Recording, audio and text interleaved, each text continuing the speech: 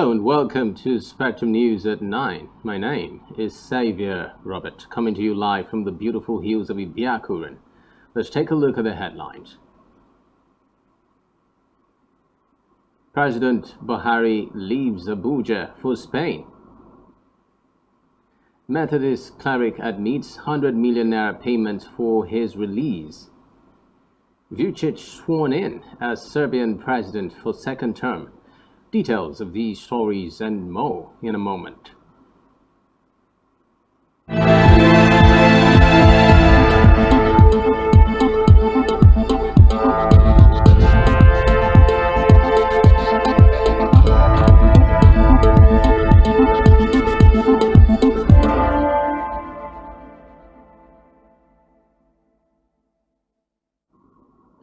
We begin the news tonight with a report that President Muhammadu Buhari has departed Abuja for Madrid, Spain today at the invitation of his Spanish counterpart Pedro Sanchez to return to Nigeria on Friday, June 3.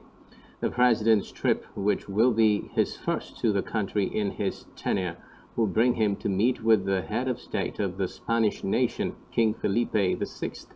President Buhari is expected to discuss issues of mutual interest to both countries, which will result in the signing of agreements and memoranda of understanding to enhance the bilateral relations between the two nations. The discussions will border on extradition and transfer of convicted persons, mutual legal assistance, cultural matters, cooperation on fighting crime and enhancing security, diplomatic staff dependence issues, cooperation on energy, trade and investment, transportation, public health and sports development. President Buhari was accompanied by the Ministers of Foreign Affairs, Geoffrey Onyema, Justice Abubakar Malami, Industry, Trade and Investment, Adeniyi Adebayo, Information and Culture, Lai Mohammed, Interior, Rauf Abrebeshola, Youth and Sports Development, Sunday Dare, and that of State for Health, Olorunimbe Mamora. Other members of the delegation are the National Security Advisor, Major General Babagana Mangono, Director General, National Intelligence Agency, Ahmed Abubakar, and Chairman, Nigerians in Diaspora Commission, Abike Dabri Erawa. In another development, President Buhari has met with the governors of the All Progressives Congress today ahead of the party's convention. Special Advisor to the President on Media and Publicity, Femi Adesina, made the outcome of the meeting known in a statement. Reports say during the meeting held at State House, Abuja, Buhari told the governors that decisions that would enable the party to retain power at the center should be taken. The meeting came amid speculations that the president may anoint an aspirant before the convention. Apart from former Lagos State Governor Bola Tinubu and Vice President Yemi Osibanjo, other aspirants are the Senate President Ahmed Lawan and former ministers Rotimi Amechi, Ogbonnaya, Godswill Akpabio, and Chukwuemeka Nwajuba. Away from that, the federal government has commended the Academic Staff Union of Polytechnics, ASUP, for calling off its warning strike and resuming duties. The government also lauded the union for acknowledging its efforts towards the resolution of challenges facing polytechnic education in the country. Meanwhile, King Felipe and Queen Letizia of Spain have sent their condolences to President Buhari over the stampede in Port Harcourt, Rivers State. The State Police Command had confirmed 31 persons dead during a stampede at the venue of an outreach program put together by a church in Port Harcourt on Saturday morning. The Church King's Assembly was said to have invited members of the public to partake in the event, where gift items and free food were promised to be shared to congregants. According to a statement signed by the Special Advisor to the President of Media and Publicity, Femi Adesina, the monarchs also wished a speedy recovery to those recuperating from the incident. Now in politics, the All Progressives Congress Presidential Screening Committee, which began sitting yesterday, has been questioning the party's presidential aspirants on 10 key issues, including their dual citizenship status.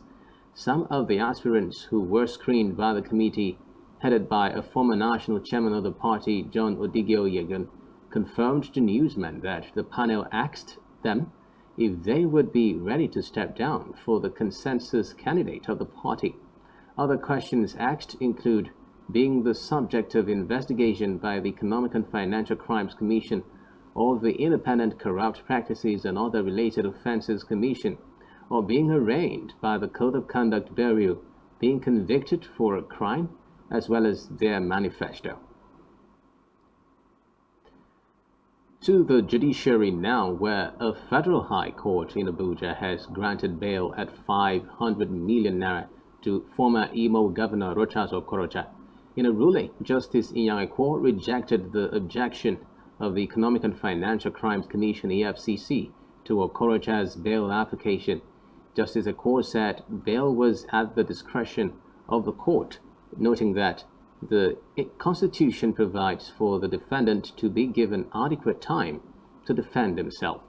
The judge said bail was granted to the first defendant, Okorocha, with one surety in like sum, who should reside and own property within the jurisdiction of the court.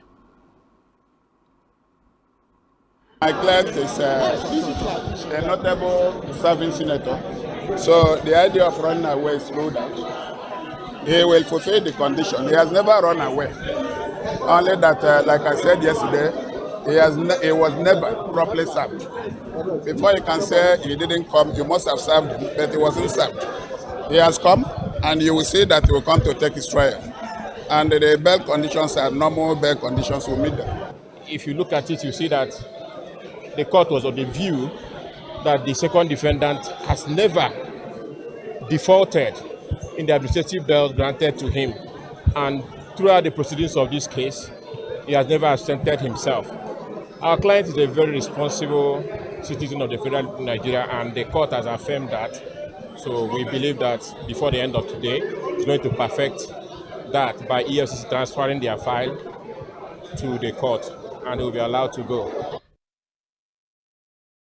On judiciary, 35-year-old Daramola Oyindamola has been sentenced to 56 years imprisonment by an Ekiti State High Court over charges of forgery, fraud, impersonation, and other related offences. Oyindamola was charged and arraigned on a 6-count charge of obtaining money under false pretense, stealing, procuring the execution of documents by false, and making documents without authority. Delivering his judgment in Ado-Ekiti today, Justice Olusegun Ogunyemi sentenced Oyindamola on 6 counts from the uncontroverted evidence adduced by the prosecution before the court.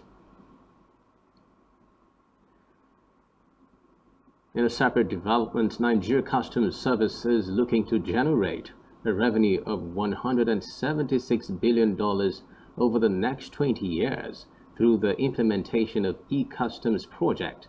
The Controller General, retired Colonel Hamid Ali, stated this in Abuja during the signing of e-Customs concession agreement between the service, the Africa Finance Corporation, and a Chinese company.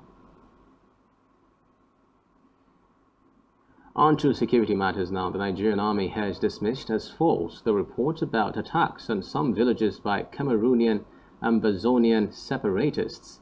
In a statement, the Director of Army Public Relations, Brigadier General Onyema Nwachukwu, said the Nigerian troops at Danare had received information of an invasion and mobilized to the Bashu community, but discovered on arrival that no incursion had happened there.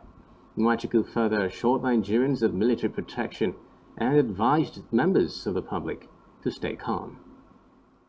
Elsewhere, elder statesman and leader of the Pan-Niger Delta Forum, Edwin Clark, has asked the national chairman of the People's Democratic Party, Dr.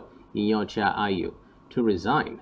According to him, Ayu is no longer fit and proper to retain his position as the national chairman of the PDP. Clark, a former First Republic Federal Commissioner of Information, said this in a statement today. He said even much worse was the action of the national chairman of the PDP, Senator Inyocha Ayu, in his open visit to Governor Tambuwal to congratulate and hail him, in his words, as the hero of the convention. To Lagos State now, where 2 persons died today when a tanker rammed into a truck at the Ogere axis of the Lagos-Ibadan Highway. The Ogun State Traffic Compliance and Enforcement Corps, TRACE, said the tanker rammed into the stationed DAF truck from behind, while the driver of the DAF truck was fixing a tire at the time. TRACE spokesman Babatunde Akinbiyi said the tanker driver may have been speeding or dozing on steering when he lost control and rammed into the truck. Akinbiyi explained that the incident, which occurred at 8 a.m., involved a marked tanker with registration number T12001LA and a DAF truck with no registration number. He added that one of the 3 persons involved in the accident also sustained injuries. Meanwhile, kidnapped prelate of the Methodist Church, His Eminence Samuel Uche, says 100 million naira was paid as ransom before he was released. At a press conference in Lagos, the cleric said the monies were arranged in 5 sacks of 20 million naira. He noted that the funds were raised by the Methodist Church in Nigeria. The prelate also claimed that neither the federal or state government nor the military or police had intervened to ensure his release. To Bauchi State now, where the state government has reviewed the 24 hours curfew imposed on the Yelwa axis of Bauchi metropolis to 12 hours from 6 p.m. to 6 a.m. daily. Recall that the curfew was imposed following the civil unrest of Friday, 27th May 2022, that was ignited by miscreants in Kagadama, Sakani and Luchi in the Bauchi local government area. Meanwhile, the state government swiftly responded by the deployment of security personnel to the scene, who restored law and order and made some arrests, while a full-scale investigation into the immediate and remote causes of the incident has commenced. Back here, the management of Taft Media Group, owners of Planet FM and Spectrum TV, yesterday presented an award of excellence to one of their pioneer staff, Omar Jude and Becky Adiku, as they move on to other interests in life. Speaking at a send-forth event, CEO Taft Media Group Tony Afia, who presented the awards, described Omar as one who had always been interested in the success of the organization, and Becky as a straightforward person who would always do her best for the growth of the company. On his part, the general manager, Sunday Edet, thanked both individuals for their time of service in the organization and for contributing to the growth of the organization. Edet noted that they added value to the organization during their stay and would be greatly missed. In their remark, Omar and Becky thanked the management for the opportunity given to them and promised to continue projecting the image of the firm.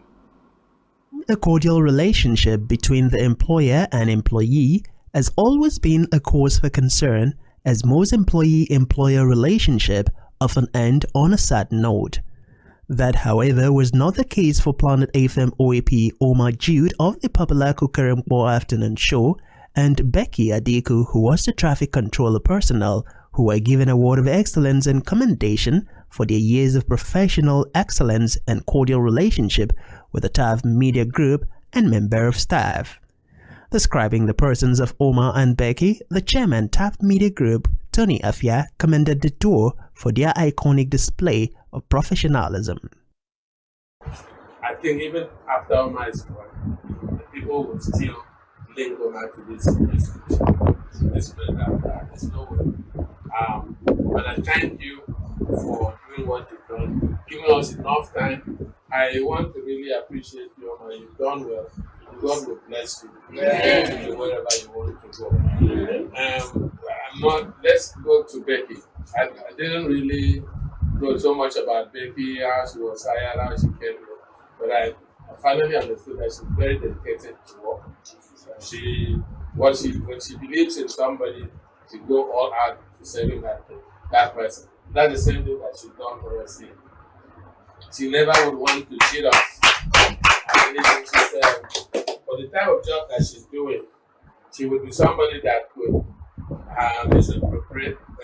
I don't have to check what Becky is doing, whether she's putting something there, whether compliance is there, not there. I know that she's a very straightforward and honest person. This is an award from Tab Media Group Pride Award, presented to Omar, OT Planet Radio 101.1 FM, in grateful appreciation of your 9 years of outstanding performance.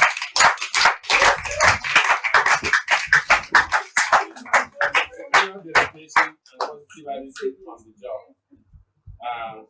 We had heartfelt appreciation from the board, management, and staff of Tab Media Group today, Monday, 30th May 2022.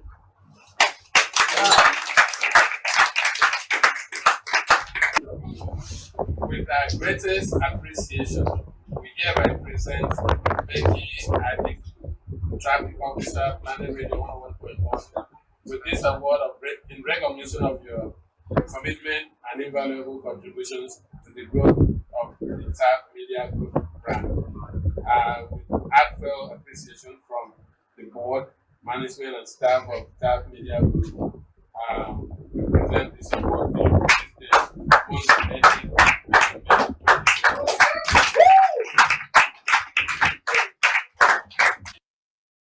Responding to the awards, the awardees had this to say. I'm very grateful to Tab Media, my boss, Mr. Tony. Thank you, sir. Thank you, Jim. Thank you, everyone that worked with for the past 9 years. No, it has not been easy, but God has been faithful. And I want to especially appreciate Bishop KP for compliance. Yes, yes. I always fight out for my commission. Sir, thank you so much for everything. Thank you for the opportunity. Actually, coming here, I never had experience. The experience I had was working for the church. So coming here gave me a lot of opportunity and I got an experience from the account section to traffic to the transport. I felt my experience around here and I felt that I've been able to learn one or two things and work some around and then be honest wherever I go. Thank you, Staff Media Group, for the opportunity, for everything. I don't know, but wherever I am, and if I see a job that needs to be here, on 25% say, Also speaking, the general manager at Tab Media Group, Sunday Edit, thanked both individuals for their time of service in the organization and joined the staff and close friends of the duo to wish them well as they forge ahead. Francis Edit, Spectrum TV News. Meanwhile, coalition of widows and next of kin of retired primary school teachers in Akwa Ibom have given the state government a 2-week ultimatum to honor its agreement reached with the Nigerian Labour Congress in the state and ensure the release of funds for payment of over 38 billion naira currently owed them. Members of the coalition who were on the peaceful protests yesterday lamented the level of hardship they bore and government's alleged inability to commit to payment of emoluments for those who diligently served the state government. Also speaking, some of the next of kin said they had to drop out of school and endure living in sorry states as a result of the non-payment. They pleaded with the state government to commit to payment. Speaking with Planet Radio, one of the coordinators of the group had this to say. My name is Ben Best, one of the leaders of the next of kin, widows and of retired primary school teachers, people that serve this state meritoriously as primary school teachers and died without receiving their entitlements in Akwa Ibom State. We are here this afternoon in a peaceful protest to demand from government the payment of these entitlements. We agree that government has done all the verification that they needed to do on this matter, but they are also dragging because while this issue has persisted, government have refused to pay these entitlements to beneficiaries, and it's taking a whole lot of time. This is about the 7th year of this government, and not much achievement has been done in that area. And we are here this afternoon to press down on government, make our demand that they should pay. Still to come in the news. IMF warns that debt servicing may gulp 100% of Nigeria's revenue by 2026. Do stay with us.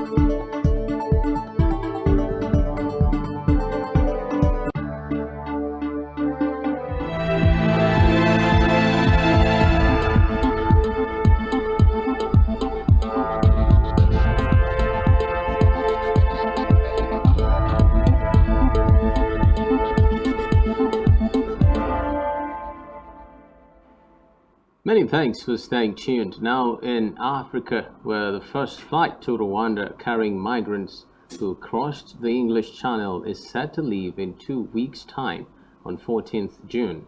Announcing this, the Home Office said officials had begun issuing formal directions to the first people set to be relocated to the African country.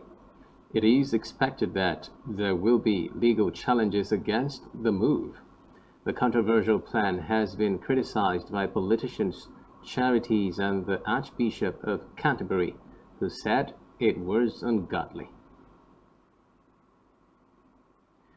Still in Africa, Senegalese police have reportedly made their first arrests in connection with a fire at a hospital in which 11 babies died.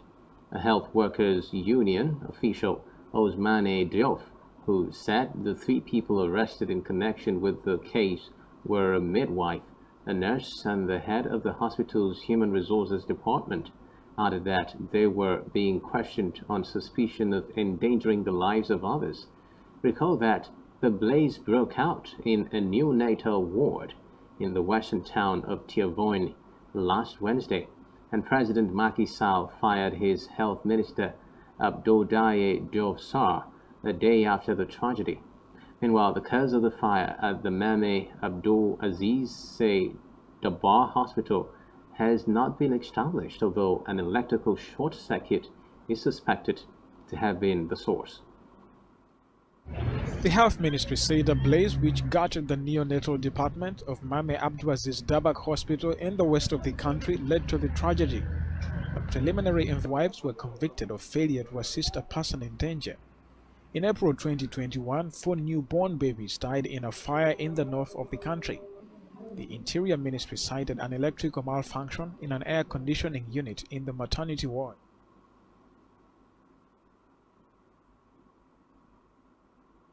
Elsewhere, Egyptian President Abdel Fattah el-Sisi have met with Polish President Andrzej Duda in Cairo. The North African leader is hosting his counterpart for a 3-day state visit. Reports say topics on the agenda include strengthening economic and scientific cooperation, as well as the next UN summit on climate scheduled in November in the Egyptian city of Sharm el-Sheikh. During the joint press conference, the Polish head of state also promoted Poland's potential to export crops.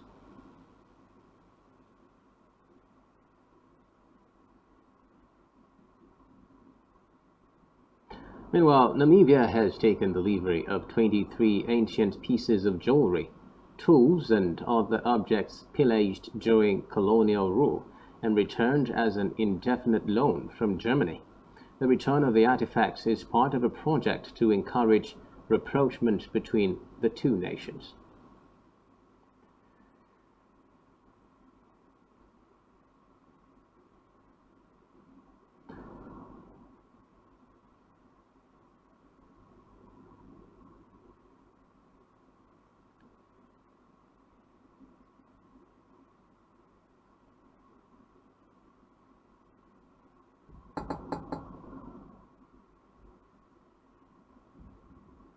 On the foreign scene, Alexander Vučić has been sworn in as Serbian president for a second term in office. The event took place today at the Parliament building in the capital, Belgrade. Vučić pledged to keep the Balkan country on its EU membership path and hinted that a new government might consider joining Western sanctions against Russia over the war in Ukraine. Despite voting in favor of 3 UN resolutions condemning Russia's invasion of Ukraine, Serbia reportedly remains one of a handful of European states, including Belarus and Bosnia, that has not joined sanctions against Moscow. Still on the foreign scene, United States President Joe Biden has said that he does not plan to ship any rockets to Ukraine that could reach Russian territory amid the ongoing war between both neighboring countries. Biden said this at the White House on Monday when asked whether he was planning to send long-range rockets to Ukraine. The administration is leaning towards sending the systems as part of a larger package of military and security assistance to Ukraine, which could be announced as soon as next week. Recall that the Biden administration is preparing to step up the kind of weaponry it is offering Ukraine by sending advanced long-range rocket systems that are now the top request from Ukrainian officials. Meanwhile, China has made the second largest incursion into Taiwan's air defense zone this year, with Taipei reporting 30 jets entering the area, including more than 20 fighters. Taiwan's defense ministry said it had scrambled its own aircraft and deployed air defense missile systems to monitor the latest Chinese activity. Reports say in recent years that Beijing has begun sending large sorties into Taiwan's defense zone to signal dissatisfaction and to keep Taipei's aging fighter fleet regularly stressed. Elsewhere, German Chancellor Olaf Scholz said he had agreed to a deal with Greece that would see Athens send Soviet-era military vehicles to Ukraine in exchange for more modern armor from Berlin. Germany has already struck similar agreements to help supply weaponry to Ukraine, with the Czech Republic currently negotiating one with Poland. Reports say the goal is to supply Ukraine with vitally needed weapons from old Soviet-era stocks that it can quickly put into battle as it tries to halt Russia's invasion. Meanwhile, Germany wants to deliver Leopard battle tanks and one Leopard armored vehicle to Prague in exchange for the Czechs sending T-72 tanks to Ukraine. Away from that, Ukraine has identified more than 600 Russian war crime suspects and has started prosecuting about 80 of them. The country's Prosecutor General, Irina Benediktova, confirmed this in The Hague, where she met her counterpart from the International Criminal Court and other officials to discuss war crimes charges. She told the news conference that the list of suspects included top military politicians and propaganda agents of Russia. The Prosecutor General added that Estonia, Latvia, and Slovakia had decided to join an international investigation team in Ukraine. In the meantime, Israel has signed a free trade deal with the United Arab Emirates, making it first with an Arab country, building on their US-brokered normalization of diplomatic relations in 2020. Israel's ambassador to the oil-rich UAE, Amir Hayek, tweeted congratulations in Arabic with a photo of Emirati and Israeli officials holding documents at a signing ceremony in Dubai. The Emirati envoy to Israel, Mohammed Al-Khaja, hailed the deal as an unprecedented achievement, which, according to the Israeli side, scraps customs duties on 96% of all products traded. The 2020 deal was part of the US-brokered Abraham Accords that also saw Israel establish diplomatic ties with Bahrain and Morocco. Away from that, Russia's Foreign Minister Sergei Lavrov says the country is willing to lift its blockade of Ukrainian Black Sea ports, allowing safe passage of ships carrying products such as wheat and corn, only if Ukraine made the waters safe first. Lavrov told reporters in Bahrain that he needed Ukraine to demine the coastal waters in its territorial sea before such a move could be made. It comes less than a week after Ukrainian FM Dmytro Kuleba described as blackmail a separate offer from Russia to lift the same blockade in exchange for the lifting of sanctions. Before the war, 90% of Ukraine's exports left via these deep ports, but all are now closed. In a related development, European Union leaders have agreed on a plan to block more than two-thirds of Russian oil imports. The ban will only affect oil that arrives by sea, not pipeline oil, following opposition from Hungary. European Council Chief Charles Michel, who said the deal cut off a huge source of financing for the Russian war machine, noted that the immediate sanctions would affect only Russian oil being transported into the EU over sea, making two-thirds of the total import from Russia. European Commission President Ursula von der Leyen said the scope of the ban would be wider because Germany and Poland had volunteered to wind down their own pipeline imports by the end of this year.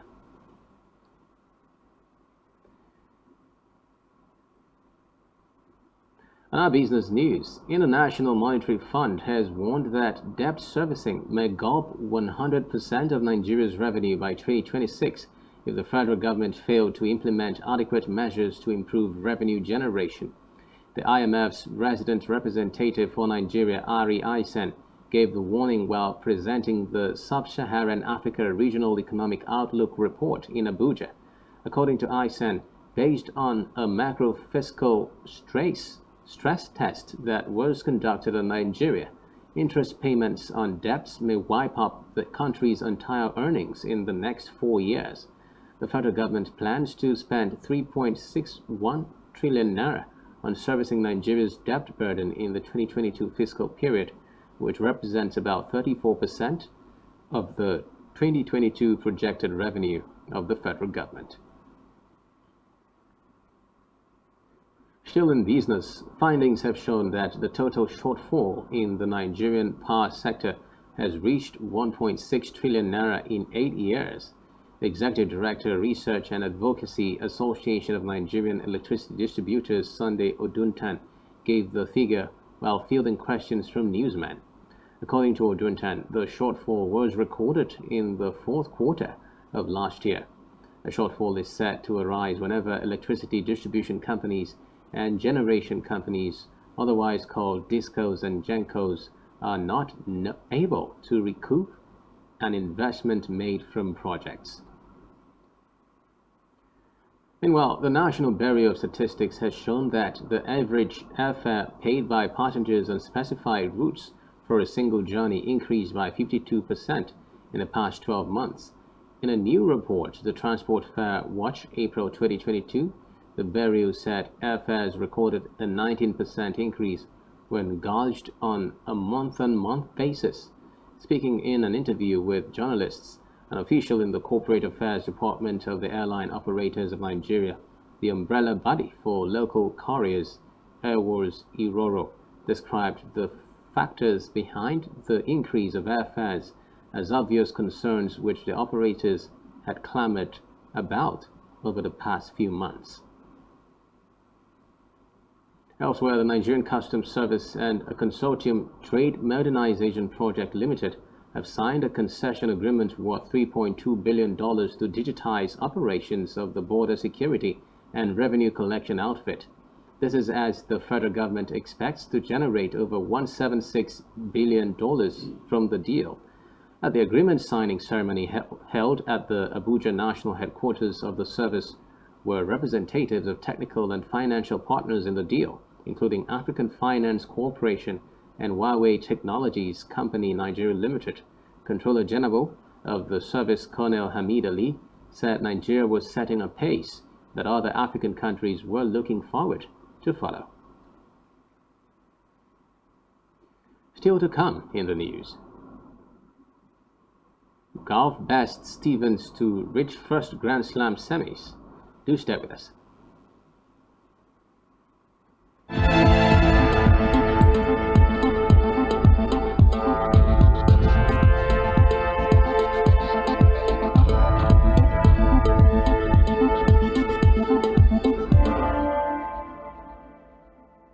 Many thanks for staying tuned. Now in health, Nigerian Medical Association is asking the Nigeria Center for Disease Control to step up efforts in educating and protecting Nigerians from the increasing cases of monkeypox disease. It urged the agency, which is saddled with the responsibility of disease prevention and control, not to lose sight of other infectious diseases like monkeypox, even as it focuses on COVID-19. The Doctors Association encouraged Nigerians to adhere strictly to the preventive measures of personal hygiene, especially hand hygiene, because like monkeypox, COVID-19 is still in the country. It also implored religious institutions, churches, and mosques to take up the responsibility of sensitizing their followers about the disease. Still in health, the World Health Organization says it is not concerned for now that the spread of monkeypox beyond the African countries where it is typically found, could spark a global pandemic. Since Britain first reported a confirmed monkeypox case on May 7, nearly 400 suspected and confirmed cases have been reported to the World Health Organization in nearly 24 countries, far from the states where the virus is endemic.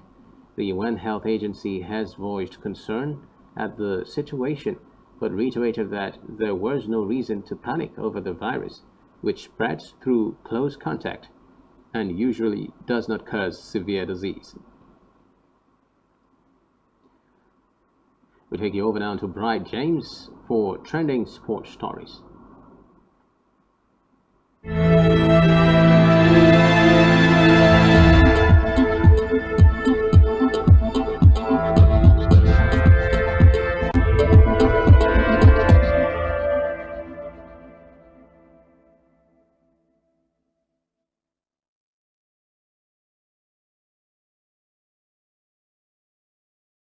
Thank you, Saviour Robert. Good evening and welcome to the Sports Desk. I am Bright James. We'll begin with tennis, where Gov.Of prevailed in an All-American showdown earlier today, Tuesday, at Roland Garros, defeating 2018 French Open finalist Sloane Stephens 7-5, 6-2 to reach her first Grand Slam semi-final. Seated number 18, the 18-year-old Gov took 90 minutes to out the 2017 US Open champion Stephens. Gov avenged her straight sets loss to Stephens, their only previous meeting at last year's US Open. Gov will face another first-time major semi-finalist on Thursday when she takes on seeded Italian Martina Trevisan for a spot in the Roland Garros final. Trevisan outset Leila Fernandez earlier today, winning her 10th straight match in the process. Now in Formula One, Sergio Perez has signed a 2-year contract extension with Red Bull. The Mexican driver who won the Monaco Grand Prix on Sunday is now committed to the team until the end of the 2024 season. Perez, who's 32, is currently third in the Drivers' World Championship standings after finishing fourth last year. Now, two football stories where Valentino Zonwafo has been called up for Nigeria's 2023 African Cup of Nations qualifiers against the Leon Stars of Sierra Leone and the Dodos of Mauritius. Zonwafo will link up with the team in Abuja when they return from the United States of America. The defender has been capped once at the senior level by Nigeria. Now to football transfers, where Tottenham Hotspurs have completed the signing of Ivan Perisic on a free transfer. The 33-year-old, who can play as a wing-back and forward, has signed a 2-year contract to become one of Antonio Conte's first signing of the summer transfer window. Inter Milan chief executive Giuseppe Morata admitted that he was keen to keep Perisic this summer, but was unable to convince him to extend his stay in Milan. Finally, Real Madrid are in advanced talks to sign Aurelien Tchouameni from Monaco. Monaco wants at least 80 million euros, that's about 68 million pounds, for the 22-year-old French midfielder, who is also attracting interest from Liverpool and Paris Saint-Germain. Champions League winners Real are offering Tchouameni a 5-year contract to make the move to Spain. Primarily a defensive-minded player, Tchouameni is comfortable in several midfield positions, and Monaco teammate Cesc Fabregas has previously suggested he also has the ability to play in the number 10 role. He made his senior debut for France in September last year and has gone on to make 8 appearances in total for the French national team. And that's all from the Sports Desk this evening. I am Bright James. Over now to Peter Bryan for entertainment news.